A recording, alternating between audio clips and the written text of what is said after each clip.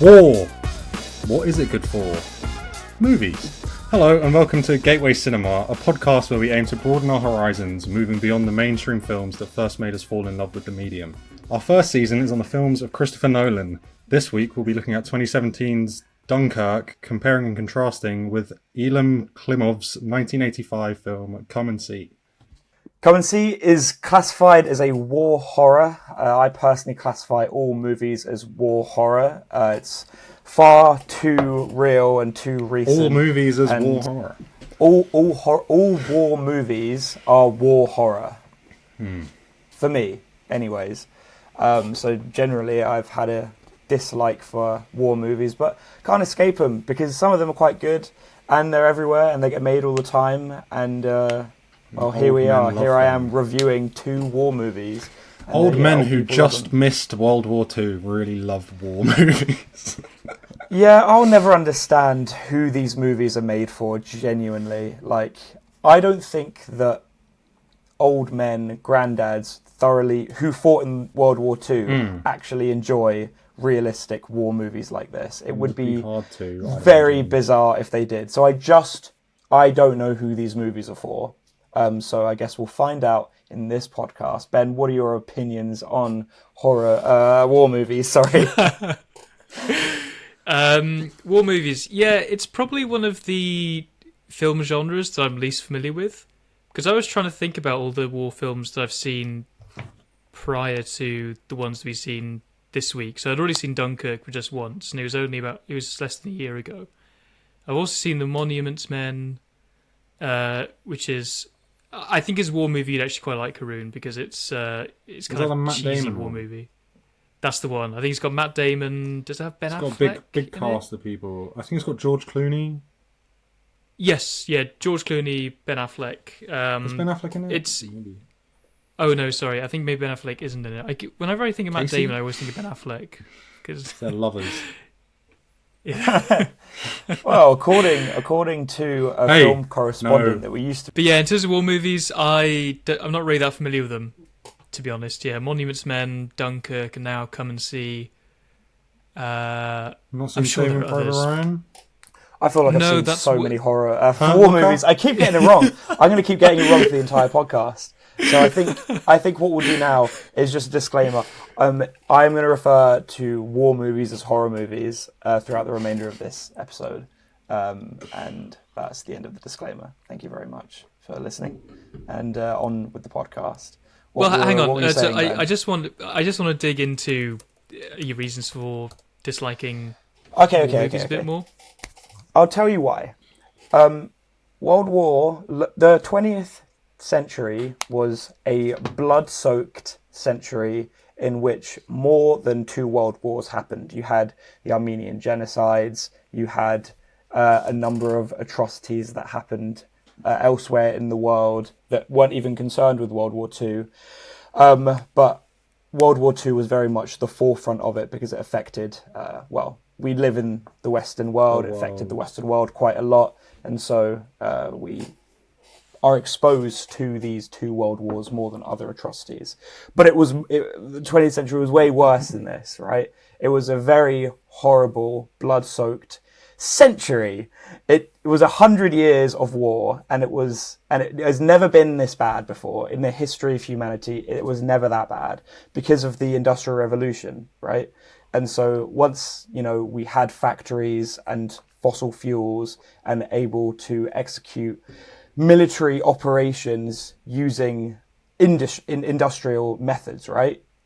Using engines to power the war machine of death is what happened in the 20th century, right? Before, in the 19th century, 18th century, in a time in which technology was far less advanced, there was less advanced warfare, and so less death, basically.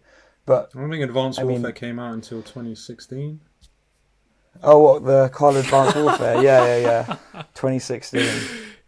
I don't play that one. Sorry about that. But basically, you kind of get what I'm saying. The history of humanity had never been more caked in blood than Yeah, not the nice 20th time to be century. alive. It's a very Although- awful, serious thing. It's a very serious thing that happened so absurdly recently, and we've just got movie after movie after movie about it, in which people profit non-stop, and actors profit non-stop, and it's glamorized, and it looks great, and it's sick. To me, it's really sick.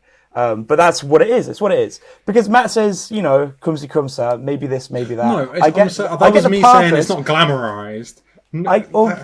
It kind of is, though, right? It kind of is for profit. It's definitely profited from. Yeah, I'm not saying that. I'm saying it's not glamorized. No, there's no war movies really where it's like this is pretty cool. Other than maybe like Inglourious Basterds, but that's like its own that's thing.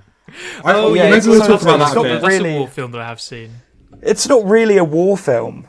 It's sort of an alternate history movie. Yeah, exactly. Anyway, It's not I sort want of- to talk about exactly this is maybe That's later. true. I want to talk about this later when it comes to I don't Come and know. See. I just don't like these horrible war movies because it happened so. They're basically documentaries, right? That it happened so recently, and it's so serious and so much death, too much sadness and death and torment, and that's your granddad. It's like it's too much. I don't like it. It's not. It's never been for me. They're too upsetting, and these movies have upset me.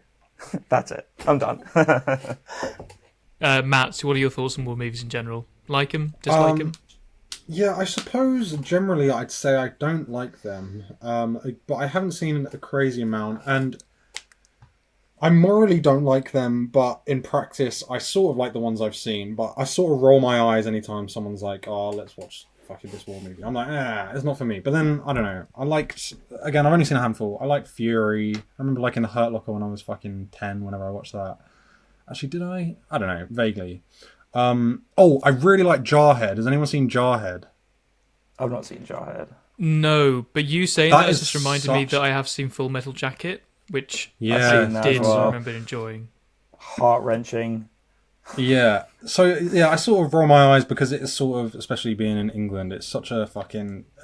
old people just go on about the fucking war, the bloody war. So I sort of, I roll my eyes at them, but then when I watch them, I don't hate them. I'd seen Dunkirk back in the cinema, and I watched half of it later on, and think in 2019 I watched half of it, and I didn't finish it. I just watched it because my girlfriend likes Harry Styles. Yeah, I can't believe. I spotted him in the movie, and I was like, that just can't be Harry Styles. Have you not He's seen it definitely before? tripping. I've seen it before. I forgot Harry Styles from One Direction is in Dunkirk, the war movie. So yeah, And you know what's even weirder about it? He's not even the worst actor, which we'll get on He's to good when he in goes it. Dunkirk. Yeah, he's decent. Anyway. But I was surprised. I just Wow. didn't really Like, he even was judge amazing. any. All right, well, I guess we'll get into it. So what do we do first? Dunkirk or Come and See? Yeah, let's do Dunkirk first. Okay. Yeah, In my opinion, it's a bit. Let's get the lighter one out of the way. the lighter one. Yeah, so I'll kick this off, given that I'm the Nolan fanboy here. I guess my job is to give my position for you to then try to tear me to shreds. So, this was the second time I've seen it in less than a year. Only second time ever. And I will admit, it wasn't as gripping as it was the first time round, which I don't think is that surprising considering that, you see it once, what happens at the end, what events occur, yada yada. But I still would say that I liked it overall. I think, just like the first time I watched it, I was blown away by how tense the entire film felt with Hans Zimmer's score there pretty much the entire time. I thought it was pretty relentless considering that none of the characters really got any respite from the event that was unfolding. I thought some of the acting was I think there was one person in particular who I thought was piss poor actually, and that was Fionn Whitehead, the one who played I guess you could call him the main guy. Like, he's the guy you start off with. You thought he was bad? The soldier, Piss yeah. poor. Is that the Bandersnatch guy? I forgot he's in that. Is that him? I think it Yeah, it is. fucking is. It is. Damn. What's I he didn't in? even put that together. Bandersnatch. The Bandersnatch. the Black Mirror Choose Your Own Adventure Netflix movie. Yes. Yeah. Oh, I didn't see that. Yeah, I was really unimpressed with his acting. He just came across as really expressionless. It was as if he just didn't care about anything. And I guess you could argue, well, he's in a war zone. But again, at least look traumatized. Like Cillian Murphy, I thought Paul did a really good job playing the shell-shocked, shivering soldier. You can't really compare that to some random young guy to one of the best actors of... Yeah, but this is what I found so strange about it, because Fionn Whitehead, I was thinking, you're not good at this. Or at least... What else has he been in? I don't know, but I mean, in Dunkirk, I was just sorely unimpressed. And then Harry Styles was there, who, I don't think was amazing, but this guy is not even... He didn't even train as an actor primarily. He's there as a musician, and I thought he did a better job than him. So yeah, I thought Fionn Whitehead definitely, I think, dragged when it came to my enjoyment of this film. I think another problem this film had sometimes, and I don't think I noticed it so much the first time round, because you're seeing it for the first time, and I think you tend to overlook these things. But when I was watching it this time round, I did notice there were some scenes that I think did drag for a little bit. I thought, okay, I get the idea. They're running across a beach. Let's trim it down by a few seconds. Just stuff like that. Although I don't think it was as guilty of that as Come and See, which we will get onto afterwards. But yeah, overall, I'd say that I liked it. And someone I want to give a massive shout out to, who I didn't realise the first time around, because I didn't actually watch House of the Dragon at the time, but the guy who played Peter, Mark Rylance's son, Tom Glyn Carney, I can't remember exactly how it is. He plays Aegon Targaryen in House of the Dragon, and I thought he was really good in this. And I think he's also very good in House of the Dragon, and he plays two very different characters. So I'm very excited to see what his future holds. But yeah, overall, liked it, but second time round, it definitely isn't as exciting as it is the first time round. So I think overall, okay, but definitely not a film that I'm willing to die on a hill for. Matt, what are your thoughts? I loved it. I really fucking liked this. No way. I think the film's okay by Christopher Nolan, and you love it? I can't believe this. I'm gonna have to re-rank Nolan's films. So I had this on Letterboxd as 3-star, and I have since upped it to 4.5. I don't know. I think I was riding off a bit the empathy that I was feeling for World War II from Come and See, because I watched it after. So I've never, not to get into Come and See yet, but I've never truly thought, oh, how fucking horrible would this be to be in this position? That's the problem I have with that. How could you not think that? That's all I think whilst I'm watching any horror movie, war movie. That's all I can think of, is how seriously awful this would be to be in. It's the only thing that goes through my head. Like, I obviously have passively, but just never in such a visceral way. Movie. And so, yeah, I don't know. I have in a very surface level way. I'm like, yeah, sure, it would be fucked up, but I just never have really fucking put myself. I've sympathized, but I've never empathized. So, just when I was watching it, I was like, it works so well for Nolan as a guy who doesn't tend to give a fuck about characters, that it offers such a blank canvas of I agree with that. Such a broad range of people in this one scenario, and it is a really incredible story. I told my dad I was watching it, and he starts giving me all this about how Dunkirk was such a feat of the British Army.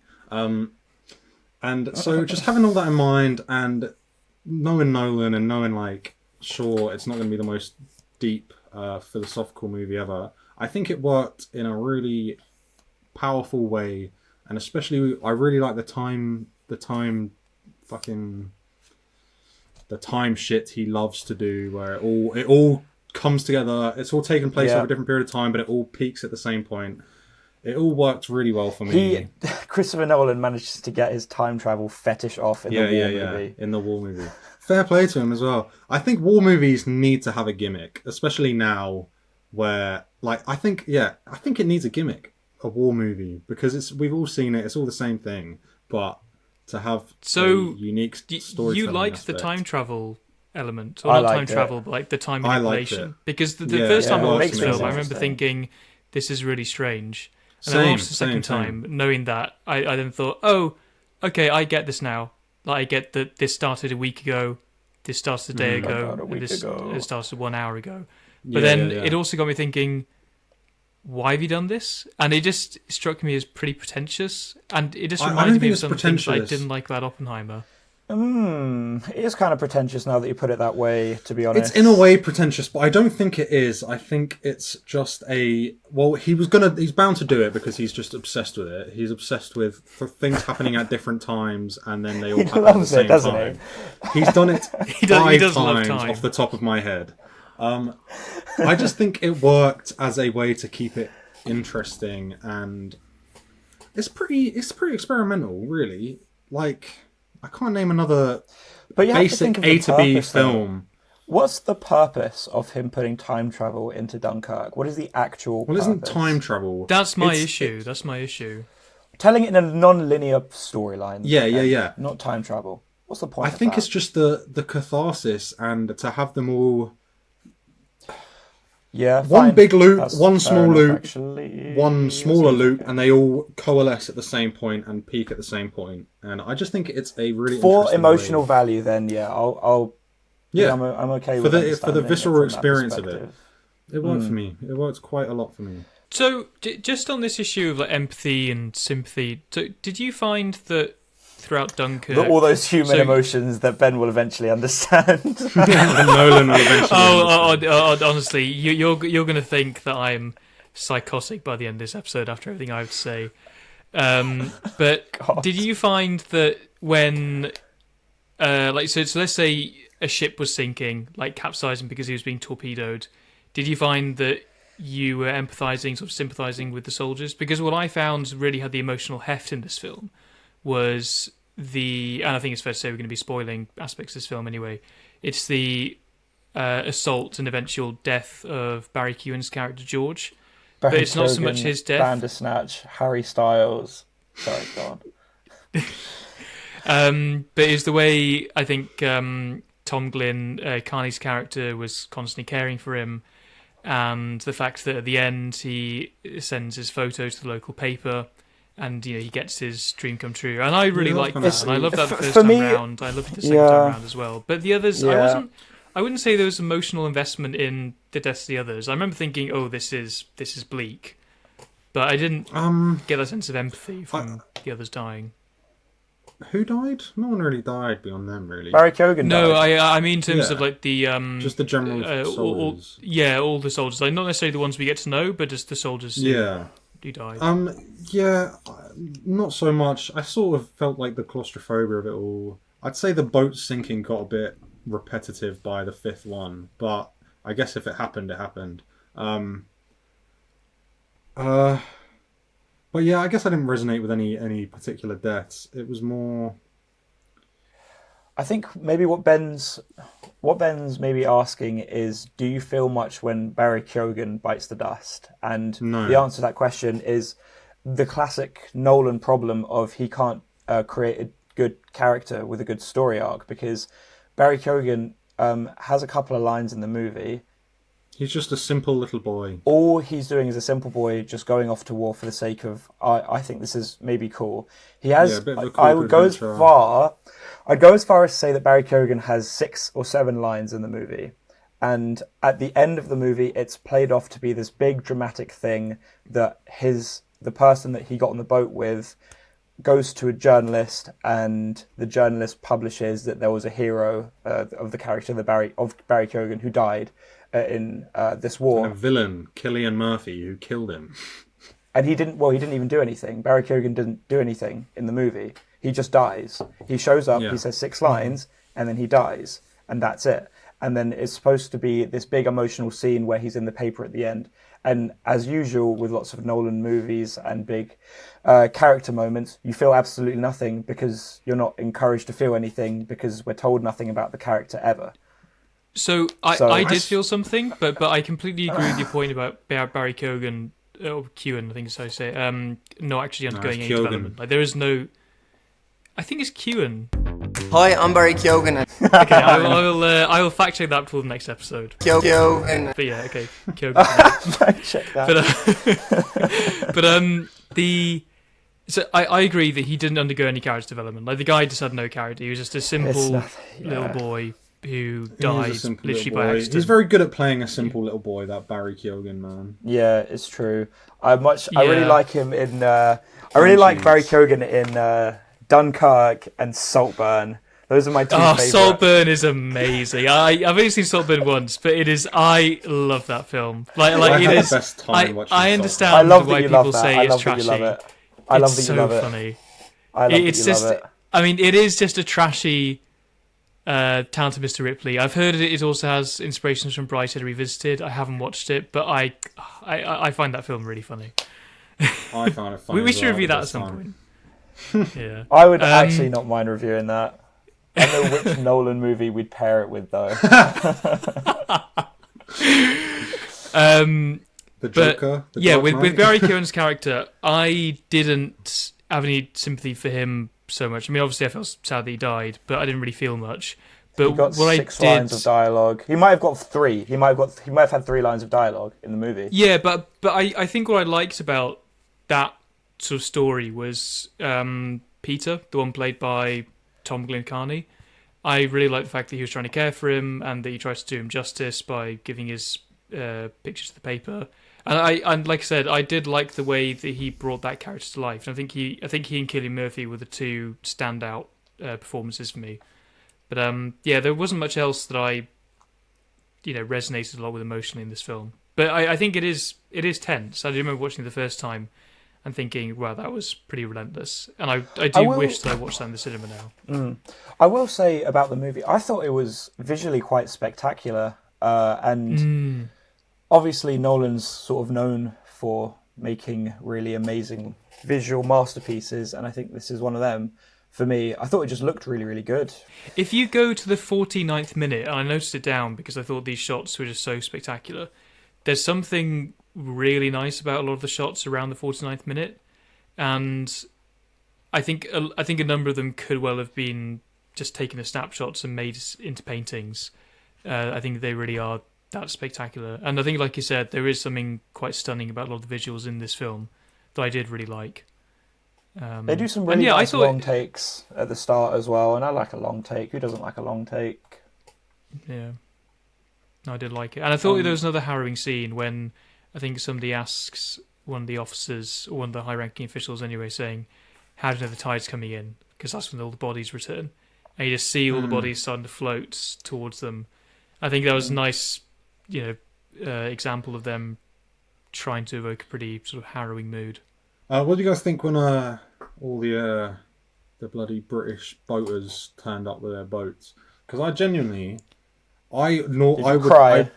I'd hate myself for saying this like a week ago. I was like, this feels so cool. Like it genuinely. Yeah. I think World War II is the only time. Yeah, exactly. World War II is the only time we've been on the right side of history, and so in that moment I was just like, damn. I guess we did come together and we said. Prove me wrong. World War One. I could prove you wrong. You could prove that wrong. Go on then.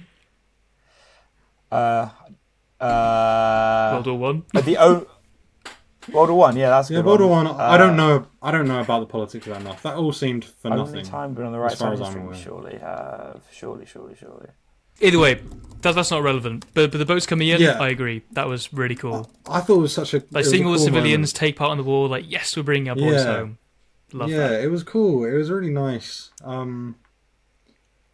It's a cool story as well. But do you know what was fucked? I was like, I missed it at the start. If it said it at the start, by the end of it, I was like, wait, what year does this take place in? And I Google it, 1940, and I'm like, oh, so what? They just got shipped right back out again. For 5 more years. I really like the ending when Harry Styles is like, oh, they're bloody gonna hate us. I can't believe we lost the bloody war. And then Yes. they're like, "Here, have a nice beer. We love you, boys." I was like, "Damn." Yeah. Yeah, I really like the off fact that you he's banging go. the window and he thinks that he's banging the window saying like, "Oh, you're a fucking coward." Then it turns out he just sells beers. Like, oh, celebrate. Yeah, I did love that. It's just not a good ending, though, is it? Historically speaking, at all, because you're absolutely right. Because They just go straight back to war. They go 5 more years of hell, and all those boys that were on that beach probably are all died, all perished. It's not. We've looked at this before as well. Me and you, Haroon. Statistically, as an Englishman, we would have you're doing okay. I think. Is it really? Is that true? Oh, I think we did. It's like I think it's like 3.6 million, maybe 5 million fought in the war, and 300,000, nearly 400,000 died. So statistically, it's okay. But let's wait till we get to Russia. Those statistics are fucked up. Oh, yeah. By the way, I've done a little Google search on British being on the right side of history, and we have a couple here, but I'm not sure about the accuracy of what ChatGPT has pulled up for me right here. Okay. So okay, you just said using ChatGPT. Let's end it there. No, I think it's a whole load of factors that we will not know about that went into. For dark comedic purposes, I'm going to continue with this. So, the first of which, after having searched times when the British fought a war and they were on the right side of history, we have number 1, World War II. Number 2, abolition of the slave trade. Oh yeah. So I don't think. I guess if we finally fix it, yeah, exactly. If you say no before America, if you say actually that's enough, a bit before America does, I guess technically, but not really. Yeah, it's a big asterisk next to that one, really, isn't it? We eventually stopped doing slavery. We have got the Napoleonic Wars on here. The British fought against Napoleon Bonaparte's expansionist empire. And then it says Falklands War, but I'm sure that's not true either, and we started that. And then interventions in the Balkans. We didn't start that. It was an Argentinian invasion, and they do still want to be ruled by the British. But was it originally a British colony before it was an Argentinian invasion? All right, should we move on to Come and See? Just talk about. No, movies, I got one more. I got 2 things that I don't like about Dunkirk. Go for it. This is a half dislike, half sort of it's fine. It didn't feel anti-war, which I think war movies should be. It felt patriotic, but given the realness of the story, I can give it a pass because it's a good thing that we did, and you can make a film about a real thing that happened. And 2, he does not show consequences to violence, and I find it distasteful. When his mates get shot at the beginning, it's just bang, no blood, full flat, dead. When they're running in the streets and then his mates get sniped, whatever. It's just like, you want to see a bit of blood, bit of gore, but it's not that. It's not that. It's just any human element of death. Death is fucked. And especially in war. To be honest, war it's enough for me. Like, I get it in Inception where somebody shoots somebody. Inception gets more of a pass because it's a dream. This gets less of a pass for me because it's a horrific fucking world event. But do you not think that, like, hearing all the guys screaming when they're drowning? Yeah. Yeah, that's something. Because I thought that was pretty powerful. Harry Styles shouldn't be in a war movie.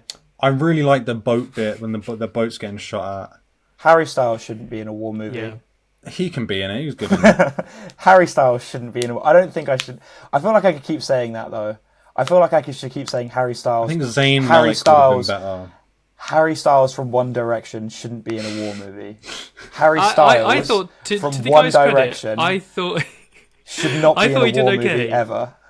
Harry Styles, Harry Styles from One Direction. Fionn Whitehead was easily the worst actor in that film. And I could not believe that he was playing Harry Styles like the lead or the closest thing to the lead. Look at a scene from World War II and then think of a One Direction song because somebody from One Direction is in the war movie. Right, just imagine if he's there lying on a beach, just about to pass out, and then he suddenly turns to the One Direction music video, That would be just the biggest calamity of cinema that I could think of. Feel my head. I checked when you were telling me you thought he sucked. I was googling what he's been in, and he was in a Harry Styles music video. So I wonder if they shot it on location in France during the middle of it. So maybe that could be a bonus episode of Dunkirk Part 2. Wait, I need to tell you this. Martin Scorsese appears in the One Direction documentary. Oh, that's awesome. There's a documentary. Awesome? Can we watch that instead of war movies next time? Yeah, when we do the Martin Scorsese season. I was really expecting to hate Dunkirk. I was thinking, like, before watching it, I was like, because there's this Michael Haneke quote about Schindler's List, and he's like, "How dare you make entertainment and build suspense out of that atrocity?" And so I sort of was like, I'm probably going to think the same thing because he's such a spectacle filmmaker.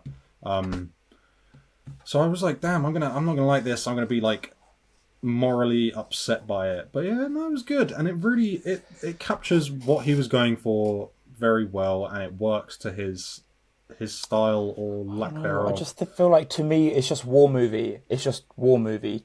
It looked good, but at the end of the day, it still is just war movie. I don't know. Just morally object to war movies. I don't know. I look at Dunkirk and it goes. It's nice. It's good. I actually enjoyed the film, but I get nothing out of it truly, other than this is a war movie about war movies. All right, let's go to Come and See then. So, did you both hate Come and See? Again, man, this Come and See was a Soviet war movie, so as if it could get any more upsetting. Like, it was really, really horrible and just a piece of suffering for 2 hours and 20 minutes, right? I just don't recommend people watch war movies, especially Come and See. Like, there is no purpose to these films for me. Period. Really? There's no value in Come and See? Other than to us constantly pay homage to these, like, deaths that happened so recently, like within 80 years. Let's get to it. Let's hear Ben's thoughts. I want to hear what Ben thinks. So, I think unlike Karun, I don't mind war films for the horror element, and if anything, I would much rather watch a. I'm making the same mistake now.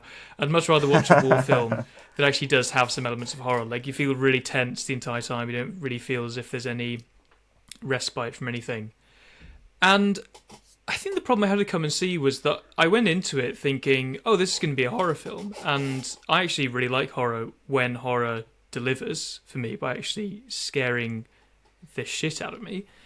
And I was reading about Come and See, and I was hearing people say stuff like, this is maybe one of the most horrific films ever made.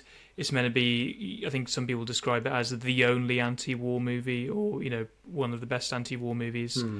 And I watched it, and I was frankly bored for a lot of it, which I'm happy to get into once we do the full circle. But I just found that it would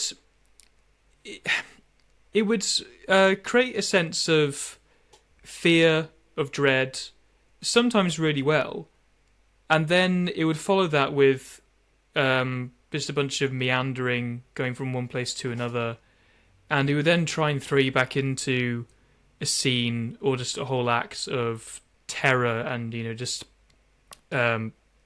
horrific example of genocide.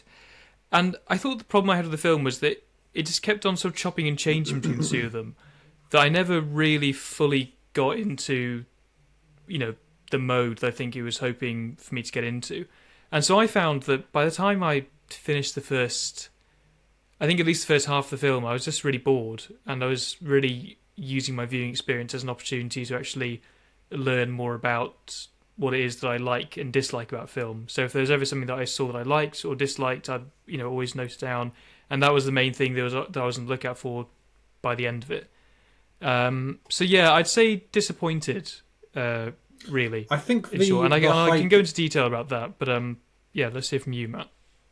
I just want to say I want to hear from Harun more first, but I would say that the horror label and the hyperbolic, this is gonna be the most disturbing thing you've ever seen, I think it does do it a disservice, because definitely for the first half it isn't that at all. It is disturbing, and especially with the child perspective of the whole thing.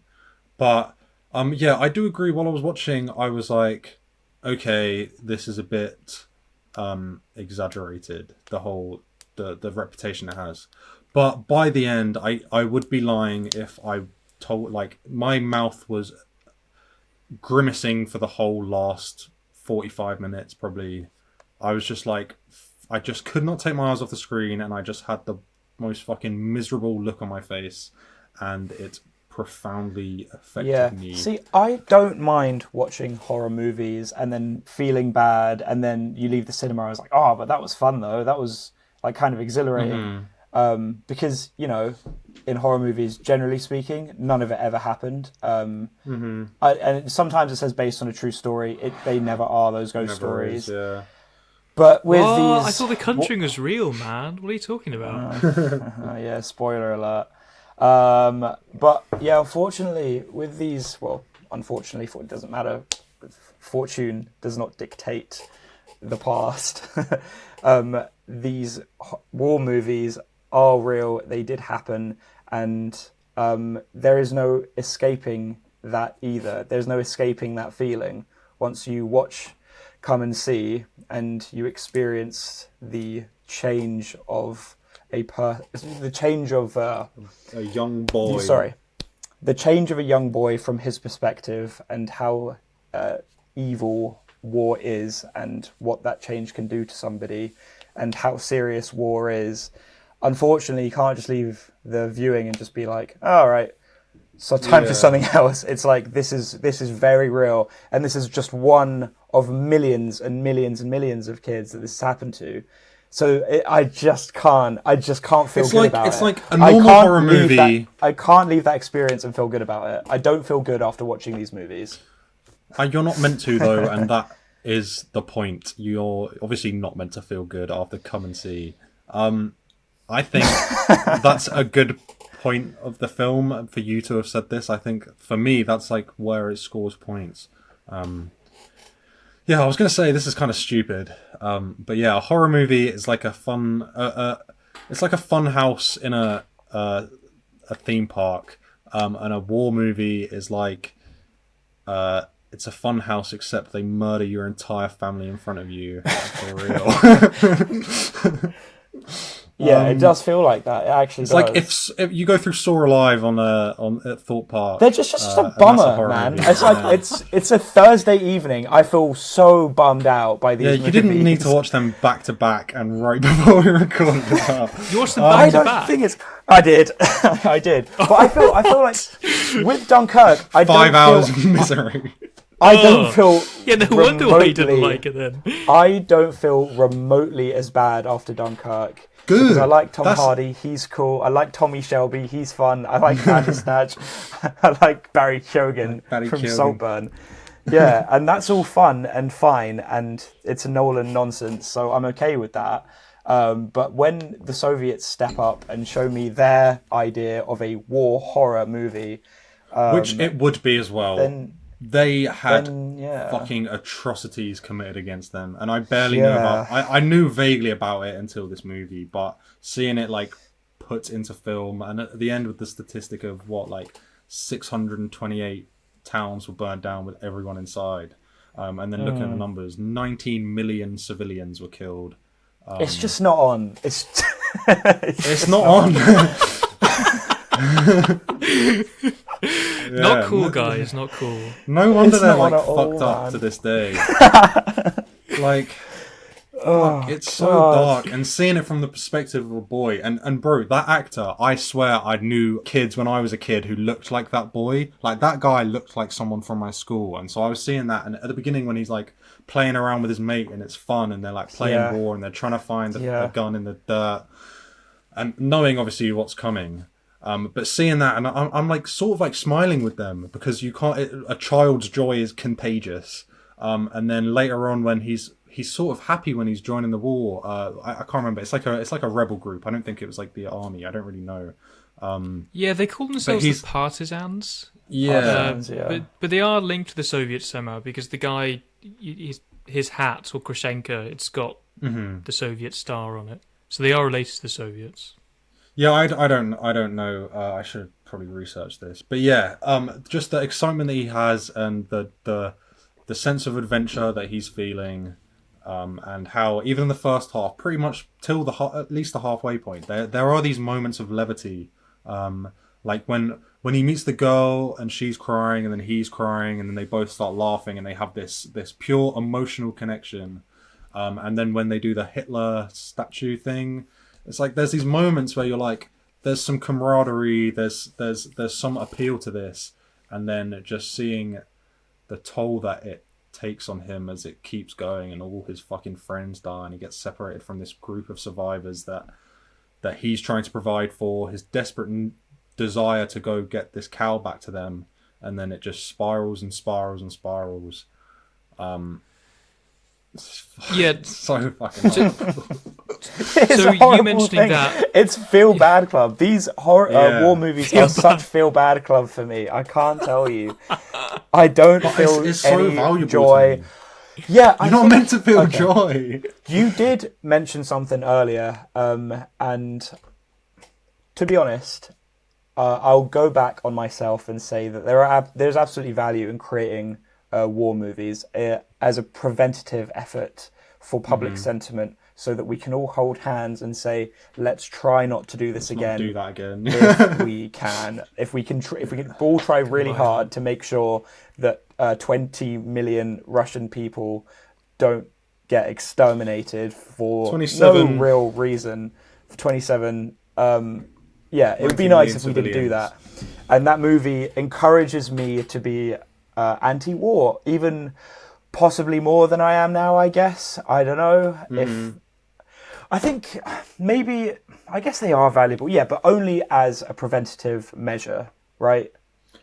Sky should start airing Come and See. They should have started airing it right before the Russian-Ukraine conflict. That would have definitely Can we just talk a little bit about like films being anti-war and like not being anti-war? Because, so as I said before, I haven't seen that many war films, but the ones that I have seen that I don't think are pro-war, I'm thinking Dunkirk, Full Metal Jacket, Come and See. I don't think any of those three glorify war in any way, especially Full Metal Jacket and Come and See. The Monuments Men, it gives you, it's like an adventure story, and I can see how you could argue that glorifies war, but even then I don't think it does glorify war. I think it's mainly I did talk about some movies being war glorification, and I'll probably go back on myself again, to be honest. Like Fury, and say that I'd say. I've not seen Fury, to be fair. Yeah, I haven't even seen it either. It's just American and obnoxious. I like the movie, but it is it doesn't. Yeah, I guess it is pretty miserable though at the same time. So I guess it's hard to make a pro war movie. But there's some more ignorant ones, and like I'd say that's a bit of an ignorant one. Inglourious Basterds is really its own thing. But I could probably accept a reading of that being a bit ignorant and inappropriate. It's sort of an interesting philosophy though, because as far as glorifying the war itself, I don't think many movies actually do that. But they do glorify certain sides of the war, and like even in my opinion, like there is a way that can be acceptable, seeing as there certainly were a good side and a bad side in World War II. They definitely were. But does glorifying the good side, I think you have to do it very carefully, don't you? Because you don't actually want to glorify the acts of violence in the war, but you do want to glorify the destruction of and also that there's an element of probably whitewashing our side of it too. Like there's no we did do Dresden. Ignorant, horrible young men let on the loose with no fucking laws to hold them down in foreign countries. We got up to some nasty stuff. Regardless of which side does it, whether you're the person doing it or the person on the receiving end, like I think long term, it's not as if people look back at it and think, "Oh yeah, it's great when we torched that village or bombed that city." Even if you might think the bombing of that city was necessary, like say the case of Dresden, you might think it was necessary to cripple the German people and to bring about the end of Nazism. But it's still not something. That Okay, was let's a war leave that for crime. let's That leave was that for an another objective time. war crime. But the point being, I don't think people who do these things. City. I don't think people look at these things, look back at it, and think, "Oh yeah, gee, that was great." I think it's more like we did what was necessary to win the war. But still, I don't find that war films glorify war. At least I've never left a war film and thought, "Geez, I'd love to be a soldier. I'd love to do that." They don't. I They just don't. think, They don't. "Oh my god!" They don't. Like, But that fundamentally seems speaking, horrific. though, Ben, they are for profit, and a director got very rich, and executive producers got very rich after 1917, after Dunkirk, after Fury, after Full Metal Jacket. Like, people were making a lot of money off of something, and they're not Full like Metal it would Jacket make was more. quite I soon. wish it would go like all of the money for these sorts of films should go straight to war charities and things like that, to the Red Yeah. Cross, for instance. It should go straight there, and if it went there, I'd be much more happy with it. I don't like that a very lucky executive producer put a load of money into 1917 and then put his feet up in a Ferrari afterwards. It's not But right. this is where it? Come and See differs, because the filmmaking model of Russia will be completely different. Obviously, it's fucking communist, so it's Collective not gonna be effort. for profit. That was free on YouTube from an official channel that has all fucking a bunch of movies. It's not for profit in the same way, and Yeah. it And you can tell. definitely doesn't You can glorify it. Yeah, you can tell. Yeah, You can. It's you can really shite. tell this one's not So you for can profit. tell. Oh no, it's not bad by any means. Okay, so what it's doing what is bored you telling about this- it? Yeah. What stuff did What you was that, find sorry? boring? It's not. Yeah, I want to make myself So, 100% clear but- as well. These are not bad movies by any metric. The two movies we're talking about today, they are not bad movies. And Come and See is a masterpiece. Period. And we'll talk about it. Let's talk about it. Let's talk about it. Disagree. So I think the issue I have with Come and See is that there's a lot in this film that simply doesn't add to whatever the film is trying to be about. So I find So that what there are are your so many. examples? Yeah. So you know when the boy and I've forgotten his name. What's he called? Fleona? Something? Leona, yeah, something like that. Fleona, like the kid, and the girl Glacier. You know when they meet each other in the forest. I found that particular scene that had a scene that the dialogue between those two I thought was pretty meaningless for a start. Like, it was pretty unintelligible in terms of what it was they were even talking about. And I found that there was a long amount of time that was spent looking at both their faces. And this wasn't just there, it was throughout the other parts of the film. And it wasn't just that. There were also the scenes, like, you know, when they're trying to get through the bog. And I think a lot of people, The bog, whenever you I do some love research into this man. film, they I say, hate oh, that was actually that. real. And they actually did go through the bog themselves. And I thought, yeah, that's impressive. But there were just scenes like that where you see them going through the bog, and it just, the camera's on them for so long. And I just think, can someone please edit this down? But- I do want to say one thing about this. But this it's so film was claustrophobic, and it made me fucking terrified, that scene. I was like, fuck, it's so, like, visceral. And Yeah. See, I just got probably bored also- because I saw that. I saw the first, say, like 8 seconds of it. And I thought, oh, that's pretty grim. Now let's move on to them leaving. And then the camera just stayed in them for ages, and I thought, this really isn't adding anything here. But in It their just- Because experience- it's showing me. it really drags it out in you. That's Yeah, sort because of it was would the be point in of real that life scene. for them, yeah. For them, Yeah. it's not edited. If you're going through a bog, it's not quick and snappy. It's a fucking painful process of almost drowning in this fucking shit mud. And again, it's probably also somewhat metaphorical for the journey that he's taking to accepting that his whole family have been killed by the Nazis, where he's like lying to himself, saying they're just over here, and dragging her along with him because, well, she won't tell him that she's seen Ben the doesn't whole like village massacred. interpretations. Ben doesn't like interpretations. Interpretations are good. They just got to But make even on the sense. surface level, I find it a compelling scene because it puts you in their fucking shoes, and going through a bog's a nightmare, man. I would hate to go through a bog. Yeah, and but I just thought I it was- don't want it to be it fucking just one and didn't- done. They go in the it- bog and then they're clean on the other side. It just felt pretty self-indulgent. It was like they had no discipline. They thought they just include these scenes, and there were other things in it as well. I found one thing I want to say. it wouldn't. It's not self-indulgent because the entire movie is basically like that. The entire movie is a dragged out piece of agonizing suffering. No, right. It's So not- this, no, the- but that no, is- but this is the problem. So, if you have something like Dunkirk, which, and let me just say now, I did not think that Christopher Nolan made this film with the intention of, conveying the theme of the horrors of war. I think Christopher Nolan had a very simple objective. He said, "I want to make an historical film about the evacuation of Dunkirk," and in doing so, I think he made it by creating a really, really great atmosphere of tension, harrowing scenes, etc. I really like the But sound design from Dunkirk. I didn't say that. Yeah. No, I liked it too. But I think what was I love so the good sound about design it in was that it was like the characters they'd leave one place, go to the other, and it was just relentless, like constantly. They'd try to get safety and they weren't safe. And the problem I had with this That's how film it was was.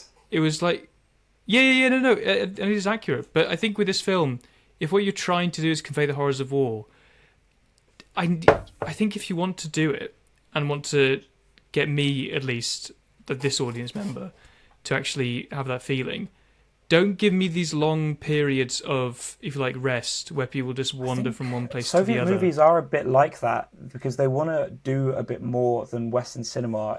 I to be honest, I don't really know. There's definitely like Dunning-Kruger things I'm going to say now, but I have a feeling that Western cinema and the sort of architecture of Western cinema follows a formula in which, from exactly what you're talking about, Western cinema keeps you gripped, it keeps you entertained. Scenes aren't too long, so you don't get bored. But with And you've got Soviet the three movies timelines with and Dunkirk. other movies as well, exactly. Like he does so much to try and keep you invested, keep you in, keep your eyes on the screen, keep you emotionally pulled in. That's what Western movies do. And then with this Come and See, like you get a completely refreshing take, I think, on movies.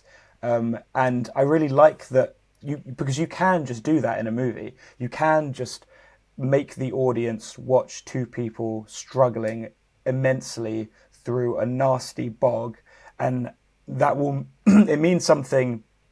It speaks to what Matt was saying earlier about the idea of him barely being able to overcome the trauma that he is about to endure, and also speaks to the nature of the suffering and the longevity of the suffering in World War II, and just speaks to like how that is in the moment to hopelessly crawl through mud. Exactly. I mean, I find it more But compelling this- than okay, if it had edited through that and then But jumped this to is the my next problem thing. with this sort. This is my problem with this sort of interpretation. So there's a scene when the farmer has his cow stolen, right? Like we all remember that scene. Yeah. By the Now, way, that cow I got c- shot for real, and they used real. When they're getting shot, that's real live bullets shooting over the head of a child. Anyway, yeah, it's a bit fucked up. Soviet they killed the cow. regard for life, Yeah. I guess. Classic, classic dictatorship. But no, with the case of the farmer having his cow stolen, I could argue that scene, like the purpose of that scene, is to show that without livestock, soldiers wouldn't be able to survive. I just think, like, I don't think that is the purpose of that scene. I think the purpose of that scene is to, well, I think it's really just put in there to show that the depths that they'd go to when it comes to war, the fact they're starving. Survival's they will ugly. steal it. Yeah. Survival's ugly. But the point being that I think, like, the interpretation he gave about the child going through the mud, I don't put it this way. It hasn't been sold to me that is the reason why it dragged on for so long. I just found this film that there were just so many scenes that I thought, this is too long. I've got the point. Just move on now. Like there really isn't anything that's It's just to being put added you here in more by pain. Lincoln. It's just to let But that it's the thing, suffering like- linger more. That's what Yeah. it But is. I have the but it didn't patience put me for in more that. pain. It just made me bored. Because when I first saw that, I thought, oh, that's grim. And then when I saw it like 20 seconds later, I thought, I get it now. Let's move on. If I'm watching someone be tortured, it doesn't really like wear off after a good. Not that I do exactly. that. Exactly. not that I go and do that myself. I don't. But Lively. after 30 minutes of it, after watching that, it's still going to be really bad. So I don't quite understand what you're saying really, because they're not having a great time for a while. No, they're not. But I think the problem I had was that I just lost interest in so much of it because I think there was just so much time spent meandering. So let me give you one good example, because there was one point in the film that I thought, yes, That is this very film much a personal is preference. delivering. Yeah, no, it is personal, and I think the purpose of this podcast, we are talking about what our own thoughts are on it. But with, when he's with Glasher and they're having a nice time, and all of a sudden you start seeing the bombs going off. Mm-hmm. And I think at that point I thought, this is great. Like, the film is really going in the direction that I thought it would go in. I really like the immersive sound design when you hear the ringing of the boy's ears. I thought, that's really good. And you've got the parachuters, the German parachuters, descending on the trees. Ooh. And there's a great scene when the camera's stationary and you just see the German soldiers walking from left to right. And at that point, I was immediately reminded of Call of Duty 4 Modern Warfare's mission Hidden, and the kids are trying to hide. And I thought, yes, this is fucking sick. I'm so in for this film. This is amazing. I really want a stealth film where they're walking through the forest. Nah, this is my bread and butter. And then it cuts to them. Honestly, I love a good stealth film. This is what you enjoyed. Unfortunately, I've not seen enough of them. But it's like war. This is real. It happened. You really like the act of the actual war itself. That's what your bread and butter. No, it's not the actual war itself. It's not as if I'm looking at this and saying, "Oh, history's great, isn't it?" Like, for example, if this was made, as I say, about a fictional army coming in a fictional town, but you like the action of the war. You like the action of the war, the action scenes. To be more charitable, it's more the stealth. It's more the fact that the tension of we've got to use our sleuth. We don't want to get caught. Yeah, like that. That's what I was really looking forward to. I thought they had a great opportunity there, the kids having to avoid the soldiers, and then they immediately cut to them the following day when it was raining and it was sunny, and they were just dancing around, being really happy. And I just thought, I love that. You've already showed me the fact that these kids were really, really happy before, and that in just a split second like that, their whole world can be thrown up, into the air. I thought you did a great job there, and the fact that they then showed us that scene, I thought, why are you suddenly reversing course? And it just, it's just they're still in terms children, of working as a and they unit, haven't seen it anything. didn't work. They've seen very little of the horrors yet at that point in the film. They've feared for their lives, and they've been slightly traumatized and felt the danger, but they are still innocent. And to him, his parents are still alive, or his mum. I don't know. His dad, I guess, is dead already. His mum and his sisters are still alive. He's still on this adventure. He's been left behind or whatever, and he's faced danger, but he's with this girl. He's got this still sense of innocence and wonder about him, and he can still frolic in the rain. But as it goes on, that just becomes an impossibility for him. Can we talk about the ending? I think it could have made so much more sense if they did that before. And then when you see the soldiers going through the forest, I thought they could have integrated that with him saying, "They're going to my village. We've got to save my family." I thought that would have been great. I also want to talk about that final act, when they're cramming all the people into the building and burning them alive. So that scene, obviously not nice at all. Mm-hmm. Really, really horrible what they're doing. But I found that it's almost like, when you're playing a video game and let's say you're playing GTA and you get in a car and you suddenly just start running over a bunch of people and then you get the 5-star, the cops going after you. Yeah, but imagine if that was real and it happened and it was a historical event and it did people died, 628 times. Right. And that's the thing. I think when you're actually again. reading about this sort of stuff, and you see, I think if I read about this sort of stuff in a book, I think I would be horrified. But for some reason, when I saw it happen in the film, I just remember thinking, you've not told me anything about the people going in. Well, they do. This shed. We go into the old man's house, and he's like, "This is the cousins. These are all these people. This is their names." He's trying to protect them, the kid that he's just met, so it shows that he's a good person and has a sense of community. We know a lot of their names, and then they are dragged out of the house, embarrassed, humiliated, put into a fucking barn, and told to leave their kids if they want to survive, and climb out a small little window, and then are Molotov cocktailed to death. Yeah. But this is the problem that I had. I think it's similar with the problem with Barry Keoghan. There was just no characters. These people. I didn't get a sense of who these people were. It's Barry Keoghan. There was no character. I would say Keoghan. Okay, let's just call him Bass for now. It's like a case of bad. Like these people just had. There was no character there. Like you just had these people with with just no identities, going into a shed, burning it. I thought, yeah, that's horrible. I personally can empathise with that. I personally can feel for them without knowing their like backstory. See, I watched with their screaming children, the 600, like the whole village worth of people holding babies. Okay. I can feel I found a double standard. I have found a double standard. I found a double standard here, Matt.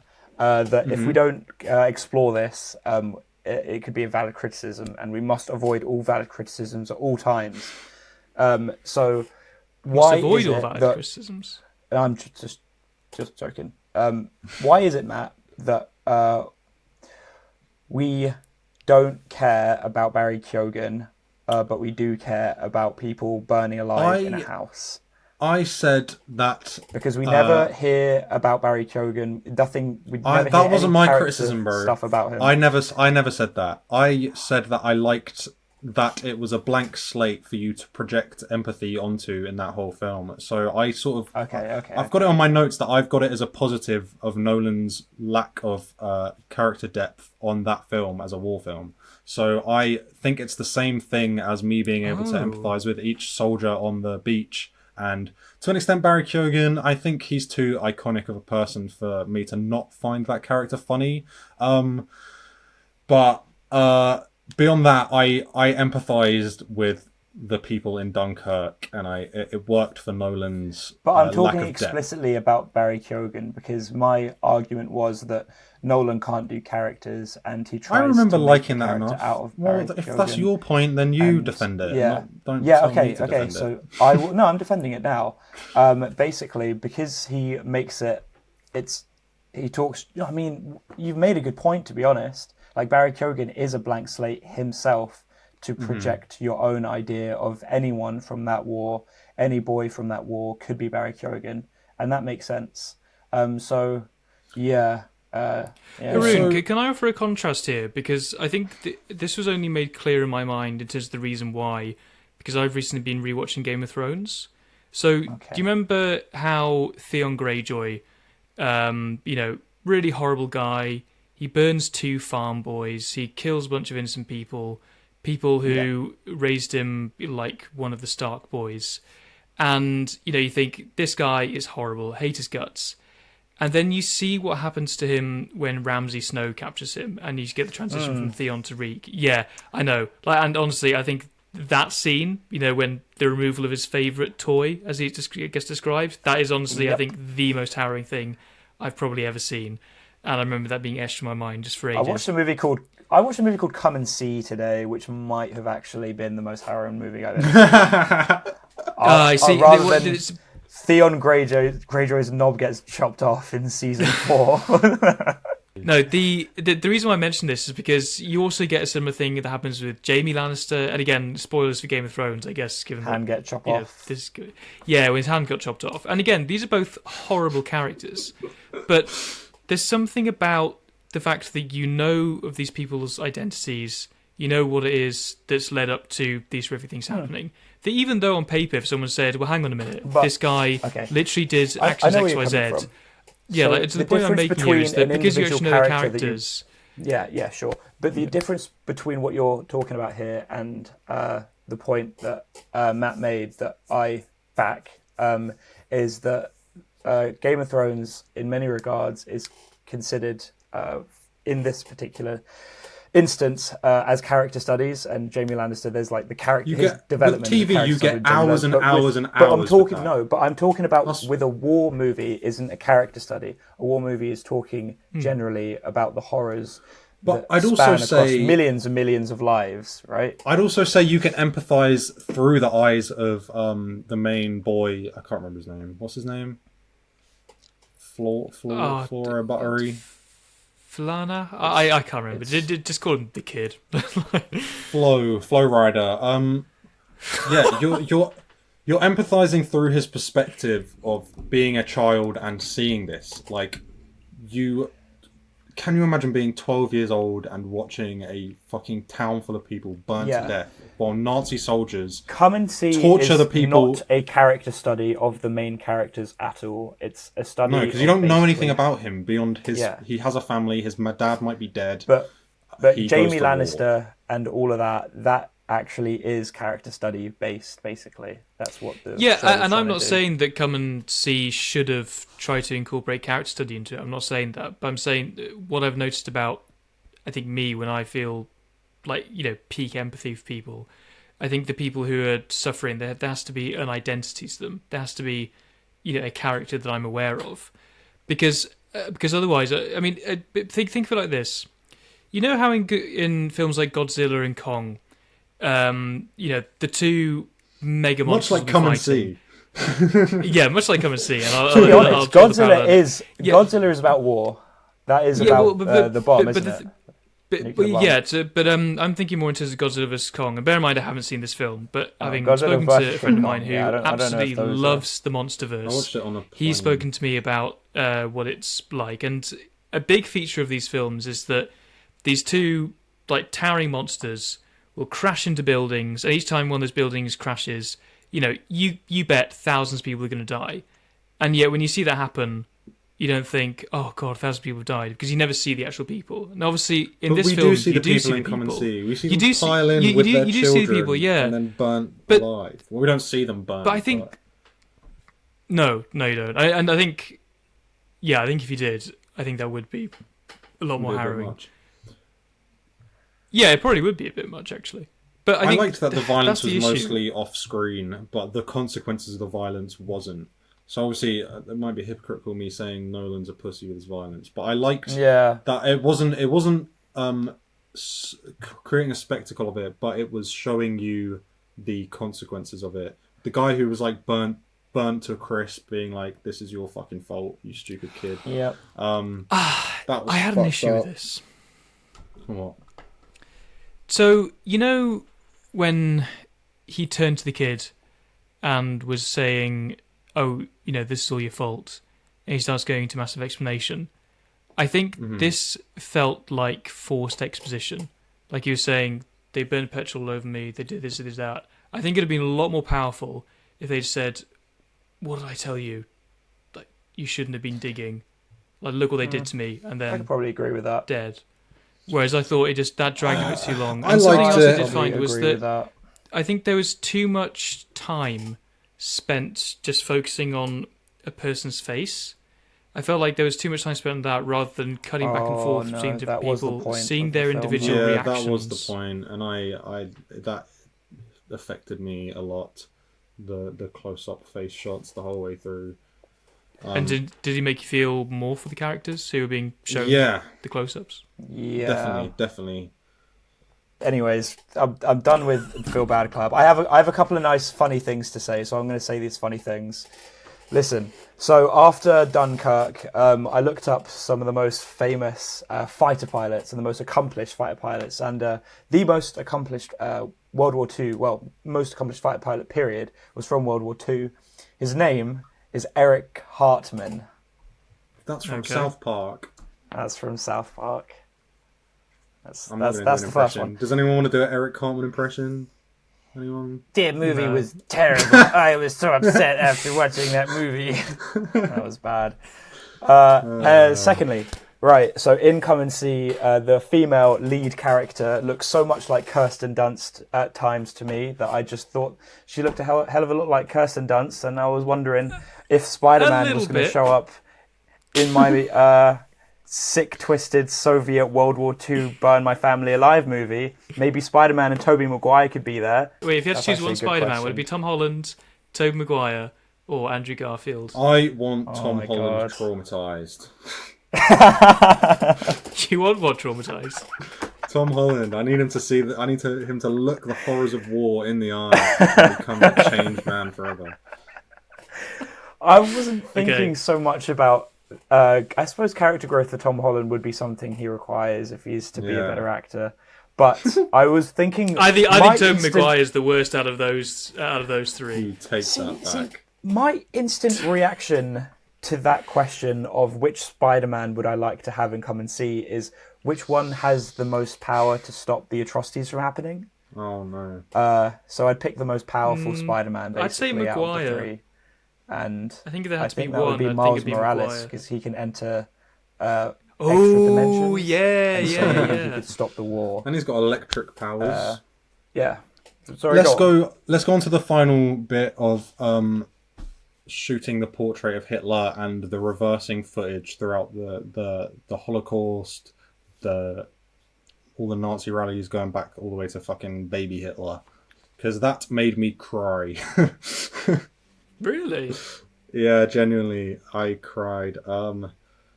This is what I sort of wanted to talk about. This is going to sound so stupid, but it did remind me of Inglourious Bastards.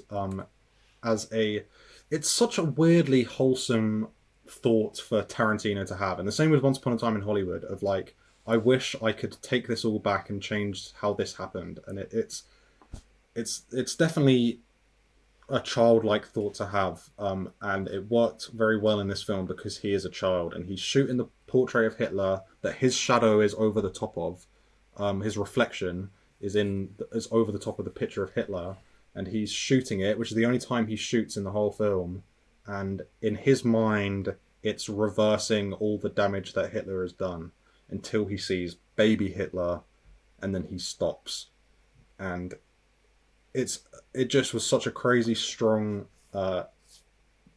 sentiment of the nature of evil and the wholesome desire that you could have to want to undo everything, but you can't undo it, and it was just a beautiful moment for me. But I'd like to hear your guys' thoughts on it. When I was seeing all the footage and you seeing it going in reverse, I was a bit confused at the beginning as to what it was, and then you see the baby, and I couldn't actually tell if that was baby Hitler or if it was him as a baby. It's baby but then Hitler. But then I looked at the mother and realised, oh yeah, that's definitely not his mum. And like you see him as in like World War One as well, and like going back 20 Yeah. When he's got the big handlebar moustache. Yeah. So I saw Better that. moustache, I think way better. I saw that explained on YouTube. I didn't recognise that as Hitler from World War One. I just saw a bunch of images and just saw Hitler. Mm-hmm. I think he was congratulating some members of the Hitler Youth, and yeah, it just showed a whole bunch of footage. I didn't really know what to make of that because I didn't know if what the film was doing was endorsing the idea that if you could, you should kill baby Hitler. Because I think if that was what the film was trying to do... I don't think it was doing It's not that. as simple as that. I think it might definitely hit the nail on the head. It's just didn't saying think if it I was could... that. He wants to undo all of this horrendous shit. He wishes in his heart He that he wishes he could. He absolutely... I wish I could just stop all of this. It's at this moment of outrage. He's shooting a picture of Hitler and he's just imagining everything undoing itself. It's just this desperate, innate desire to, stop this horrendous atrocity and prevent it from ever of happening. And we've all... It's like the final statement of the film and the thesis of the whole film to me. It's permanent. You can't undo it no matter how much you want it to be undone. Mm-hmm. And then he goes back and joins the rest It's of them. why I don't like war. It's why I don't like war movies. Because there is no happy ending.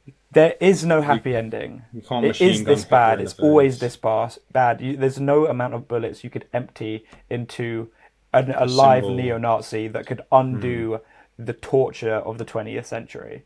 Nothing. Yeah. And that's what that scene is about for me.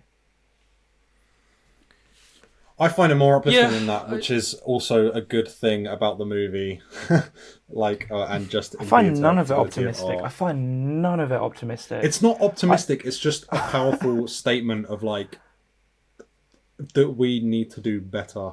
I guess. Yeah, I suppose that I find it's it a bit cathartic in that. positive. You Yeah. find it very sad, and it's both. So Yeah, I wouldn't say that I like found movies. it positive. I think it was more... positive is the It's- wrong word. I don't But- know. No, I think but there's- I get what you mean in the sense that, the kid wants to make a difference. It's just so tragic that he can't. But I don't think he wants. I don't think that sentiment happens, though. I don't think that the sentiment about him wanting to make a difference happens. He just wishes that it didn't, right? Well, that's wanting to. That's no, but he himself wanting himself to make a difference isn't the same as him. I just wish this didn't happen. So this was definitely not an interpretation that I had when I was watching the film, and I don't know if this was the intention of the creator, but I think there was a video that I watched afterwards, and somebody was saying that what that scene is really about is that the kid is shooting Hitler at various stages in his life, and then when he gets to the image of baby Hitler and his mum, he then refuses to shoot. I think I'm remembering correctly. I don't think he shoots when he sees that image. Yeah. And I think the idea is, and you mentioned that the title of the film is, well, the initial title of the film was Kill Hitler.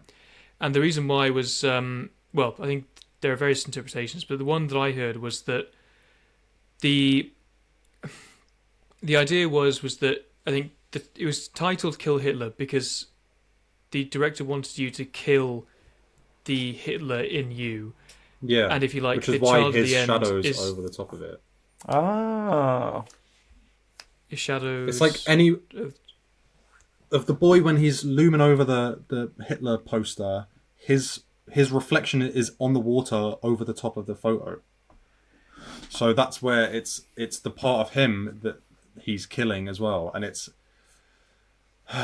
But there's innocence in everyone. But there's innocence in everyone, and there's innocence in there's Hitler. Hitler in everyone, and there's innocence in everyone, and you can't including let yourself... Hitler. Because he was a baby whatever, once, wasn't he? Whatever, man. Like I just Hitler don't was care. a baby I once. hate this. I hate these movies. Yeah, he They're was a just baby once, but he clearly made some terrible horrible choices. shit, They isn't it? killed Yeah, he made millions some of poor choices, that Adolf. Didn't he? Not great stuff for the CV. No, absolutely but you know, not. You know, I heard a wise man say once, Ben, you are what you do. And when it comes to Adolf Hitler, I don't know. He did some pretty terrible things. No, but I think the what the guy was saying on the video was that the title "Kill Hitler."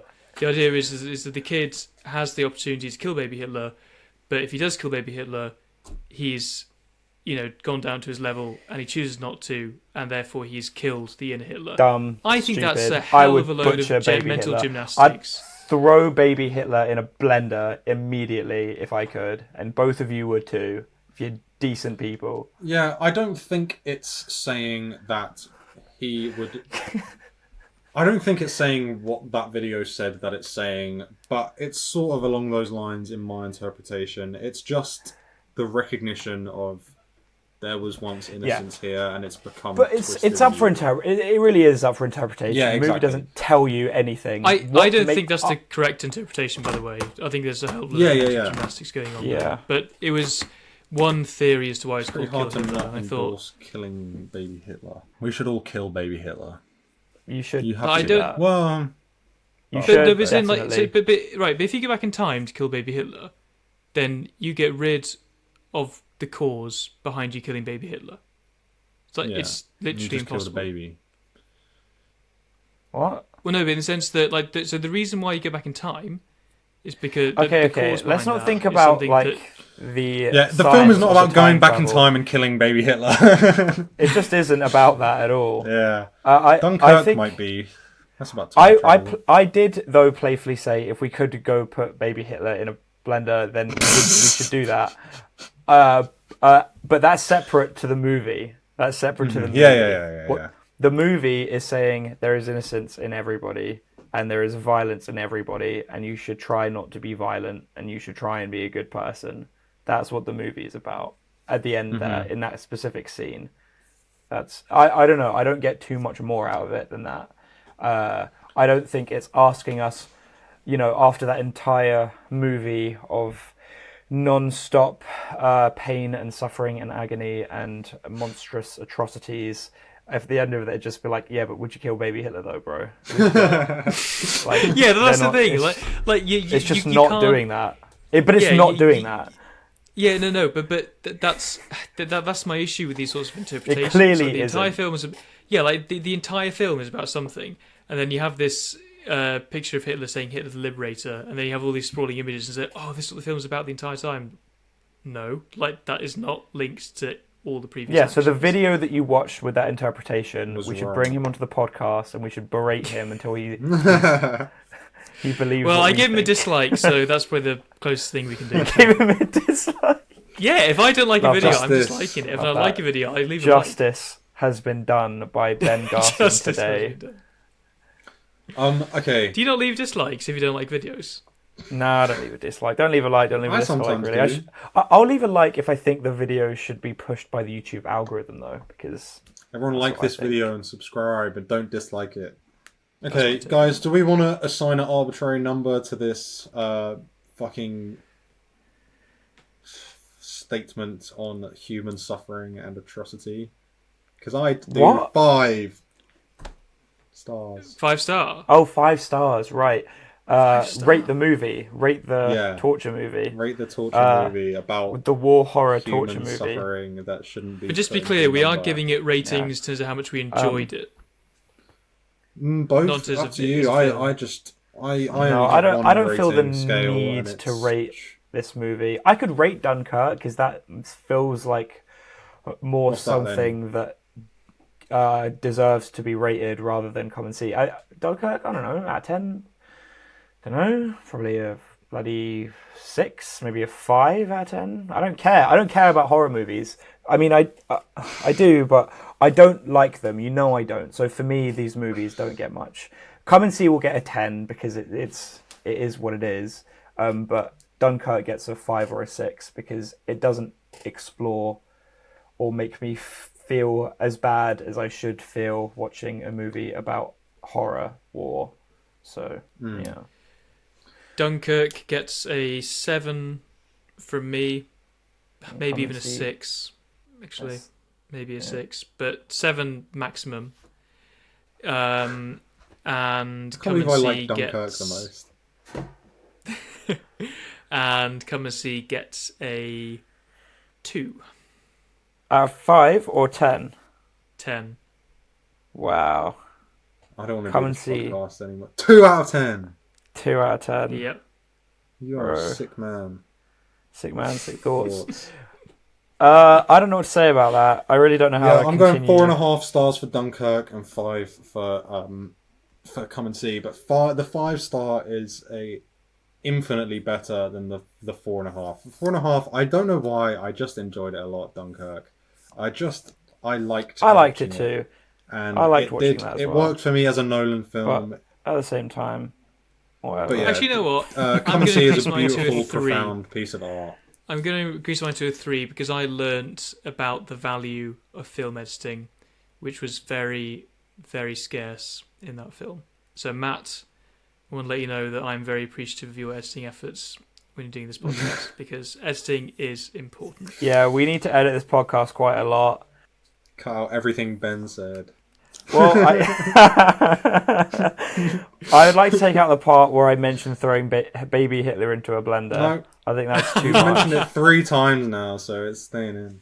What's Right, up should I for sign news? us off? I'm good at signing us No, off. we I need to think. pick the next. Harun, you need to do the next. It's your recommendation on the Nolan film. Oh, thank God. Right.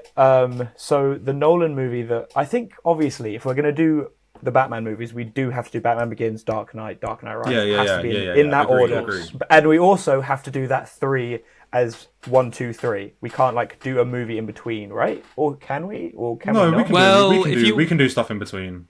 I'd say. Okay. But we have to start with Batman Begins. Yeah, if we are I going to agree, do I a agree. Nolan Yeah, movie. yeah. So we're doing Batman Begins. You say? I want to watch a really good Nolan movie, and I think I'm good with Batman Begins. I love that one. like Batman Begins. We all like Batman Begins.